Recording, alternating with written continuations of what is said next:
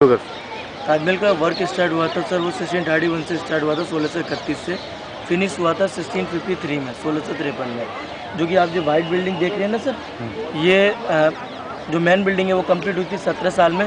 बाकी के जो यहाँ रेड सैंड स्टोन से बने हुए हैं, royal mosque, tea and guest house, music gallery, royal gate, जो भी सर आप यहाँ रेड सैंड स्टोन से देखेंगे वो 5 ईयर्स में कंप्लीट हुई है sir. 17 + 5 total Taj Mahal complete, total 22 years.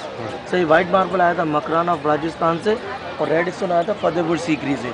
Sir Shahjahan को रेड स्टोन खरीदना नहीं पड़ा था क्योंकि जिनकी पहली वाइफ थी वो रहने वाली फतेहपुर सीकरी की थी, इसलिए वो रेड स्टोन खरीदना नहीं पड़ा था। सर शाहजहां की 3 वाइफ थी, पहली वाइफ का नाम था फतेहपुरी बेगम जो कि फतेहपुर सीकरी की रहने वाली थी। सेकंड वाइफ का नाम था शेर हिंदी जो कि लाहौर की रहने वाली थी। तीसरी वाइफ का नाम था मुमताज़ जो कि पर्शियन थी sir. Mumtaz Persian? Yes sir.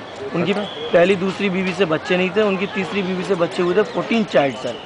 जिसमें कि सर 8 बच्चों की मृत्यु हुई थी, 6 बच्चे थे सर। 2 लड़कियाँ थी, 4 लड़के थे। पहली लड़की का नाम था रोशन आरा, दूसरी लड़की का नाम था जहान आरा। ये बहुत ऑफ अनमेरिड थी सर, इसका भी आपको मैं कारण बताऊंगा सर। पहले लड़के का नाम था सुजा, दूसरे का दारा, तीसरे औरंगजेब, चौथे का मुराद। जैसे कि सर आप जानते हैं उनके सबसे डेंजरस लड़का था औरंगजेब। औरंगजेब ने अपने पिताजी को आगरा फोर्ट में कैप्चर कराया सुमन बुर्ज में सर। अपने तीनों भाइयों को कत्ल किया, अपनी दोनों बहनों को इसलिए अनमैरिड रखा क्योंकि सर आप सोचिए कि वो इतने बड़े खानदान से थी तो उनकी शादी भी एक बड़े खानदान से होती और नेक्स्ट एम्पर बनने के किसी के चांस बन जाते, इसलिए उन्होंने अपनी बहनों को अनमैरिड रखा, अपने भाइयों को कत्ल करके खुद किंग बन गए थे सर। ताजमहल की सर खासियत क्या पता सर आपको? ताजमहल आप front, behind, left hand, right hand किसी भी साइड से आप ताजमहल देखेंगे आपको ताजमहल सिमेट्रिकल नजर आएगा सर। क्या बात है? हर तरफ से सिमेट्रिकल बना हुआ है। और सर ताजमहल का रियल नाम है Mumtaz Mahal sir. Mum means beautiful, Taj means crown and Mahal means palace. अगर आप इसे 4 पिलर हटा के मिडिल में देखेंगे तो आपको ताज क्राउन शेप में नजर आएगा, जिस प्रकार से मुमताज क्राउन पहना करती थी सर। आप जो 4 पिलर देख रहे हैं आप गौर से देखिए, ये स्ट्रेट नहीं, 3 डिग्री हल्के हल्के बाहर की तरफ झुके हुए हैं। ठीक है सर, ये सारे पिलर 3 डिग्री आउटसाइड झुके हुए हैं। वह स्पेस है जो ताजमहल के आर्किटेक्चर थे ईसा फंदी फ्रॉम टर्की, उन्होंने शाहजहां को एडवाइस दिया था कि भूकंप आएगा तो मेन बिल्डिंग को डैमेज ना करेंगे, 2 जमुना रिवर 2 गार्डन की तरफ गिरेंगे क्योंकि सर अगर इसने मेन बिल्डिंग डैमेज किया तो मेन बिल्डिंग नहीं बनेगा, ये दोबारा बन जाएंगे।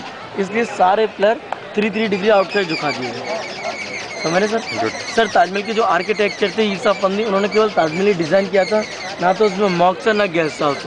मॉक्स इमीडिएटली उन वर्करों के लिए बनाया गया जो कि यहाँ 60-70% मुस्लिम वर्कर हुआ करते थे सर। ताजमहल के 20 से वर्कर थे जिनमें सबसे ज़्यादा वर्कर मुस्लिम वर्कर हुआ करते थे। उन्हें बाहर 3-4 किलोमीटर की दूरी पे नमाज़ पढ़ने के लिए जाना पड़ता था अलग अलग मस्जिदों में, तो सर उन वर्करों के लिए बनाई गई थी वैसे।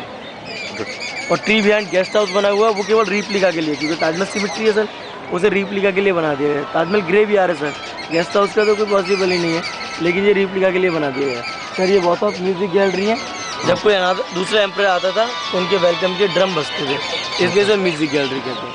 और ये वाइट प्लेटफॉर्म देख रहे हैं भैया, ये वाइट प्लेटफॉर्म इसलिए बनाया गया था, शाहजहां जब कोई अपनी फैमिली के साथ यहाँ आया करते थे तो मुमताज के लिए फातिया पढ़ते थे। जैसे हम लोग हिंदू में मरने के बाद किसी को श्रद्धांजलि दी जाती है ना सर, उस प्रकार से यहाँ फातिया पढ़े जाते थे सर। ताजमहल की हाइट है बॉटम टू टॉप 243 फीट।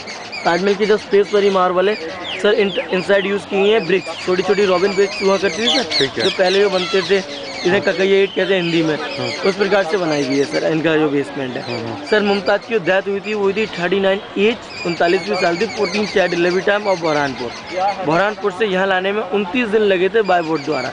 सामने एक बॉक्स रखा हुआ है सर, वो आप देख रहे हैं येलो कलर का, उसमें मुमताज को रखा गया था, फिर उसका ट्रांसफर ताजमहल में किया गया था सर। पूरे ताजमहल में कोई भी कलर या पेंट वर्क नहीं है, सभी प्रेसेस और सेमी प्रेसेस स्टोन्स वर्क है। आप जो मेटल का ऊपर देख रहे हैं सर जी, सर आप गैस कीजिए आप इसका हाइट कितना होगा जो मेटल का ऊपर बना हुआ है? मेरे को नहीं पता। 30 फीट इसका हाइट है सर।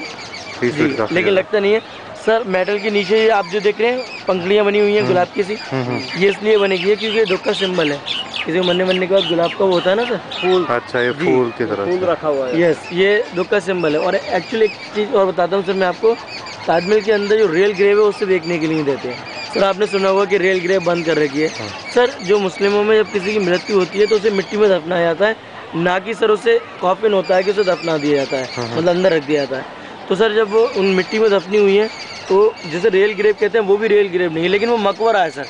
दफनाने के बाद ऊपर मौजोलियम बनाते हैं ना सर सजावट के लिए, वो मकबरा है सर। वो इसलिए बंद कर दिया गया क्योंकि अंदर काफ़ी शॉर्ट जगह है। तो वहाँ क्या होता है सर, आप जानते हैं यहाँ 10-20 हज़ार विजिटर डेली आते हैं, तो आप पिक पॉकेट चैन स्नैचिंग आराम से हो जाया करता तो मेटेटिक वगैरह के कारण। इसलिए गवर्नमेंट ने उसे बंद करके ऊपर उससे थोड़ी सी ज़्यादा है, क्योंकि दिखाना तो है थोड़ी सी ज़्यादा, वो खोल रखा है उनकी डुप्लीकेट क्रेप सेम उसी प्रकार की। ठीक है सर, प्लीज़।